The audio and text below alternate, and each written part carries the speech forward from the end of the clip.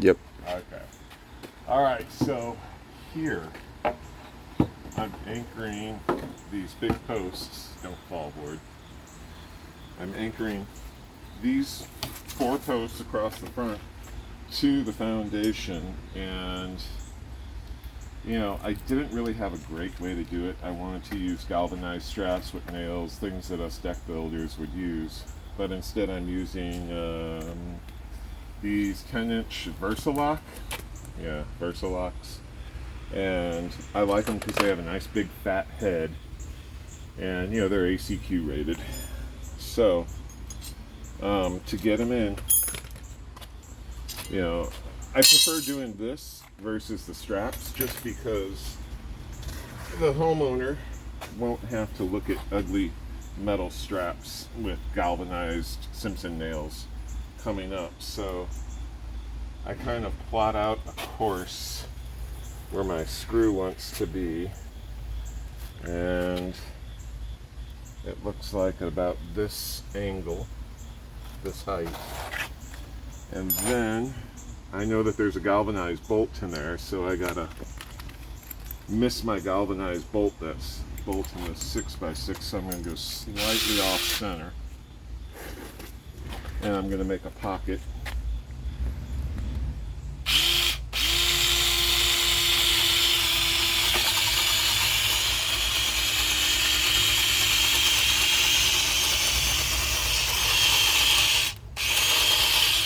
Okay, there, now I got a pocket for the head. I like this little long drill bit. I've used it many times. Kind of map out your course. Gotta have kind of a halfway good aim.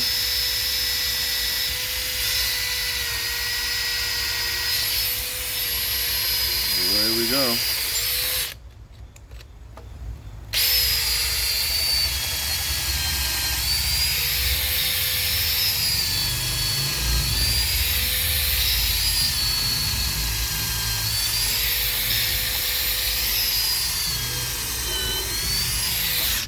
Okay. And then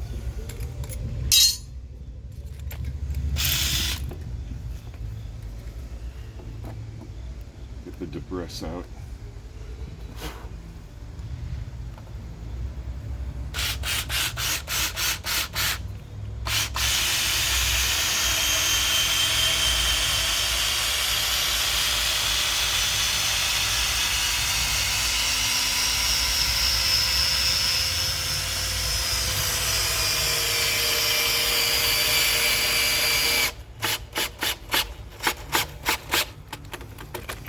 Okay, there we go.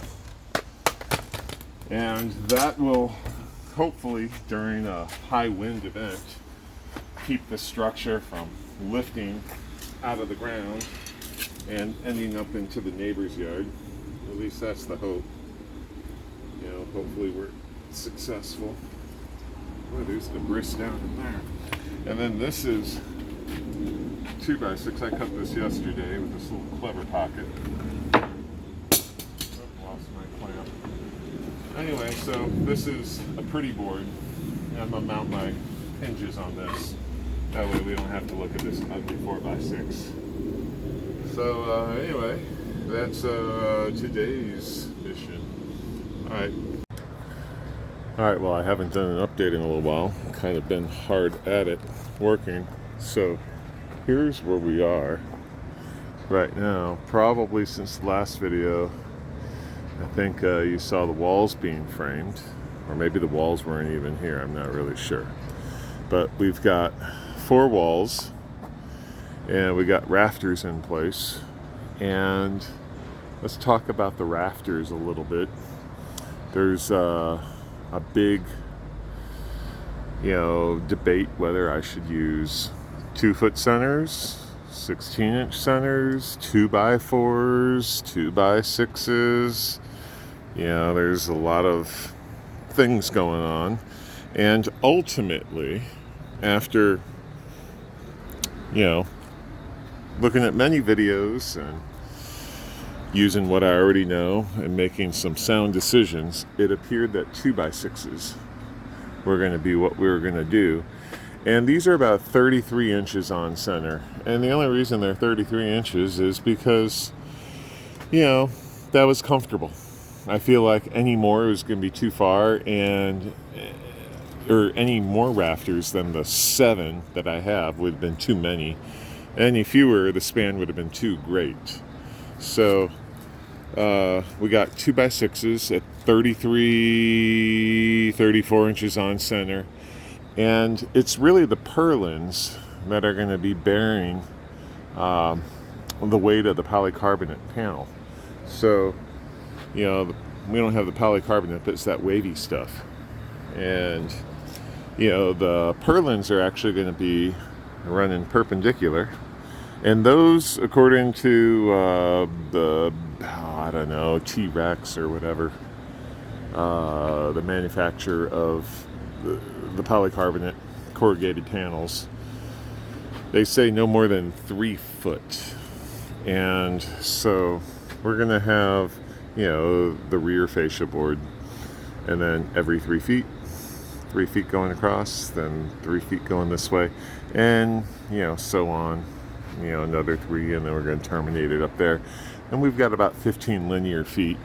And that works out pretty good because these corrugated panels come in 8-foot lengths. Now they're 2 foot wide, but, you know, 2 foot wide doesn't bother me because they'll just overlap in space and the purlins will support them. And since we only have 15 linear feet from the top there to the bottom of the rafter, you know, 2 times 8, 16 feet, we'll have enough for, you know, 12 inches of overlap. We'll be fine. At least we have some overlap. Be a mess if we were like 16 feet and 2 inches or something. So one of the things that you're gonna see that's unique is my fascia board up there is hanging out into space, and most greenhouses, they'll terminate this rafter right at the side, and the roof will end right here, and then this whole sidewall, this will be all, you know, just the exposed to the elements wall. Same with the rear. And being a deck repair guy of, I don't know, 20, 25 years, whatever, you know, water has a lot to do with rot. And so I wanted eaves all over 4 sides of this construction. So it was kind of a pain in the butt to, you know, to fasten that thing. But that's a 2x10 that we ripped. And the very top of it has an 18-degree bevel on it, which is going to be the right bevel to match the purlins. And anyway, so it extends about, you know, 16 inches over on each end, over there and over there. And that way we'll have 16 inches of eave off to this side. And I don't know, we have about 34 inches of eave across the front, and I don't know, 20 inches across the back. So basically the structure will stay dry on most rains. You know, of course, the driving range, the sideways rain will still come through and get the bottom of it wet. But for most normal rain, you know, my structure is going to stay dry. And does it cost more and take more time to build it like this? Oh yeah, it's definitely a pain. You know, I could have saved a lot of time and money just terminating the roof right here. But, you know, this thing's going to last. I'm building it to last. It's pressure treated lumber, as you guys have been seeing me build. And, you know, when the homeowner sells this thing, you know, her property in, you know, 20, 30 years or whatever, this greenhouse is going to look basically the same it looks when it was new, aside from, you know, we'll see how long the polycarbonate panels last. You know, the ones on the roof probably be replaced after 15, 20, 25 years. Sidewalls, we'll just have to wait and see. But at least the framing and the bones of it should last, I don't know, 100 years or more. You know, I'm building it to last. It's not a quick, throwaway greenhouse. If you're going to invest this kind of time and money, let's make it last. So, trying to think if I got anything else to add to it today. No, I don't really have anything. So, anyway, I hope you guys are enjoying the process, and more to come. Okay, I'm going to shoot a video. I'm going to go over there in that far corner, and I am going to shake that pole, and then this cup of water here, we're going to monitor it, see what it does.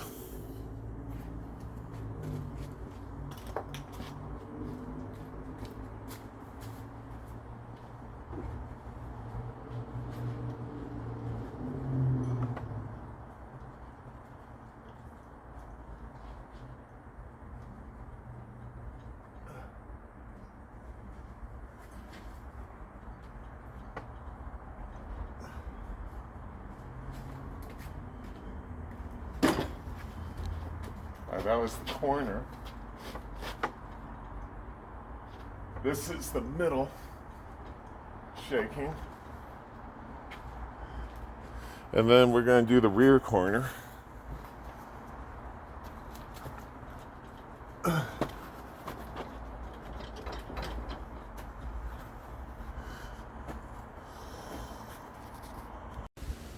Okay, so it's been a few weeks since my last video. I've been kind of neglecting giving updates regularly every few days, but a lot's been going on. As you can see, right now we're at a stage where all the framing is done. So aside from the doors and some trim that's going to hold the polycarbonate panels in, and we're going to do something for those windows up there, but aside from that, it's complete. So let's talk about what's going on. Maybe I could, if people are curious as to the process, we'll take a look. So from where I last left off, I think I had the walls up, I think I had the rafters up. I might be redundant in saying that these rafters are about 33 inches on center, and I just chose that because it was just comfortable. 2 feet seemed like it was going to be too close, and